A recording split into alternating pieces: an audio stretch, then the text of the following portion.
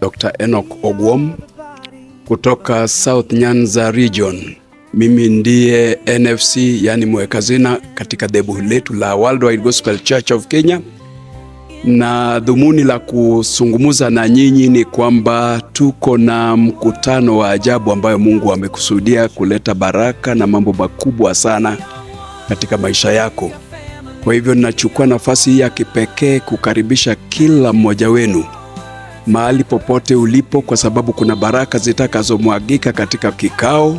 Wagonjwa watapona, wenye dhambi wataokoka. Kwa hivyo tunaomba ya kwamba usikose kuona baraka hizi ambayo Mungu ameandaa kwa ajili yako.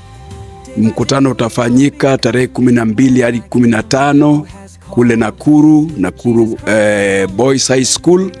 Kwa hivyo tunakukaribisha na tunaomba wote wakuje, watoto, vijana, hata kwa watu wazima, maana Mungu amekusudia kukutana na mahitaji yako. Mungu awabariki mnapojiandaa na tena mnapokuja.